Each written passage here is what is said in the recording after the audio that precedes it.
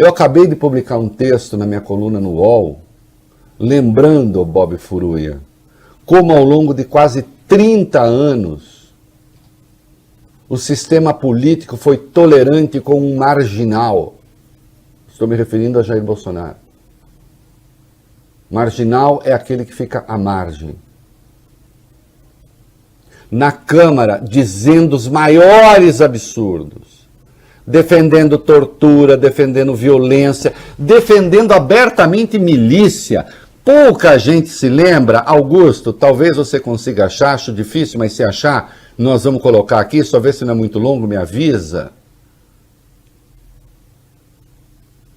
Num dado momento ali, um deputado baiano lamentando a existência de uma milícia assassina na Bahia. Milícia, Vólio Bene, milícia, Bob Furuya, milícia assassina. Jair Bolsonaro pega o microfone e diz: quero convidar essa milícia para ir lá para o Rio de Janeiro, para trabalhar no Rio de Janeiro.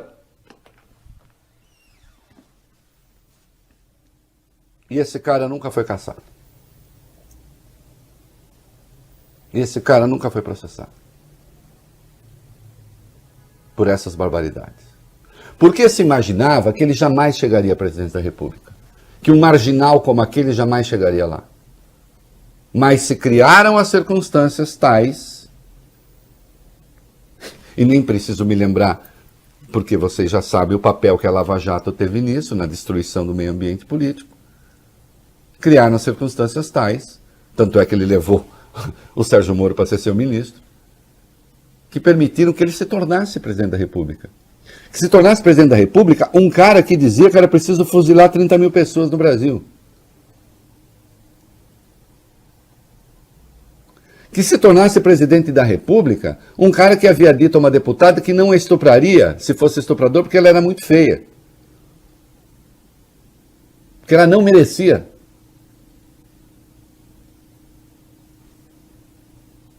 Disse isso 2 vezes, com 11 anos de distância entre a primeira e a segunda vez.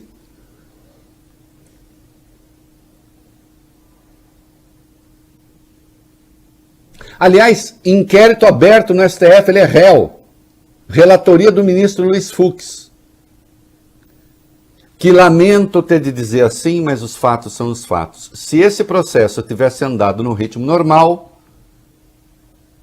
talvez ele tivesse sido cassado e não poderia, perdendo os direitos políticos, não poderia se candidatar à presidência. Milagrosamente, esse processo começou a andar a passos de cágado. Há vídeos de Jair Bolsonaro com medo de ser condenado. Um que ele está ao lado do Flávio Bolsonaro. E ele alegava a liberdade de expressão.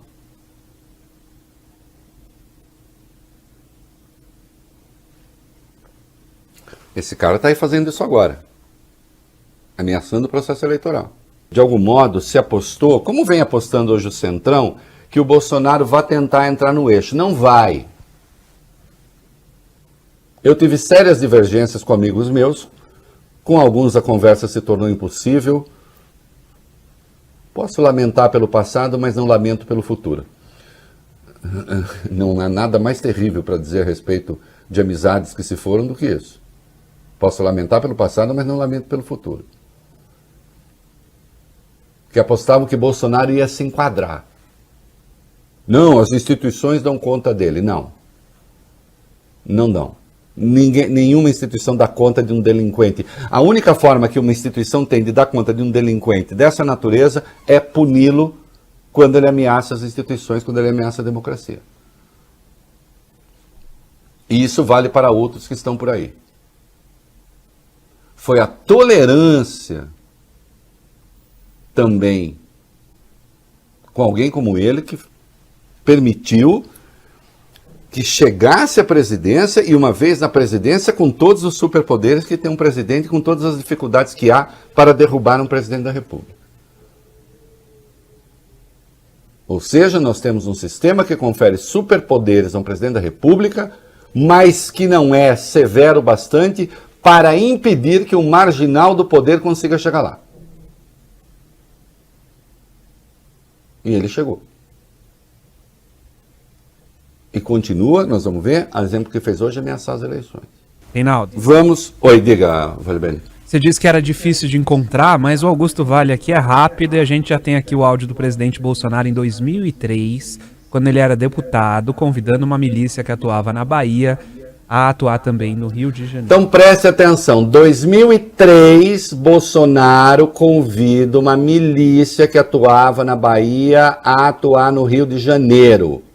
E aquele deputado vagabundo de então, estou falando de vagabundo, aquele deputado vagabundo lá de 2003, continua na Câmara.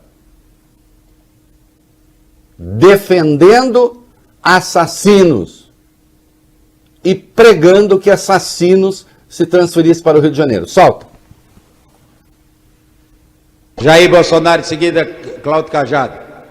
Senhor presidente, desde que a política de direitos humanos chegou em nosso país, cresceu, se avolumou e passou a ocupar grandes espaços nos jornais, a violência só aumentou.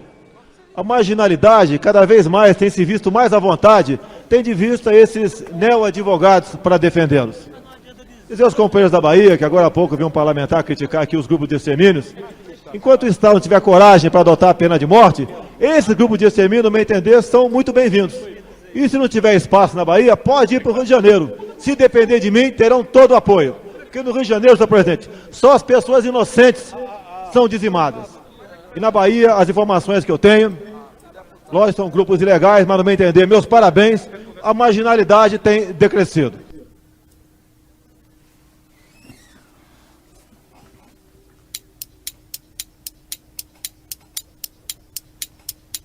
Tá aí. Um deputado defendeu o grupo de extermínio, pediu que os grupos de extermínio fossem para o Rio de Janeiro, vai ver que no Rio de Janeiro o Bolsonaro tinha contatos, sei lá, para recebê-los. E esse cara continua deputado. Defendendo o grupo de extermínio. Não é? Esse cara chegou à presidência da República. E eu tive de conversar com gente que tem miolos no processo eleitoral 2018, dizendo, não, ele tem chance de fazer um bom governo. É mesmo? Por que que alguém que tem uma visão de mundo miliciana tem chance de fazer um bom governo?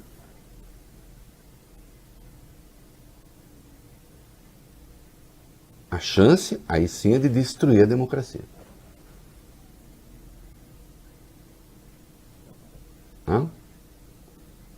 Tá aí.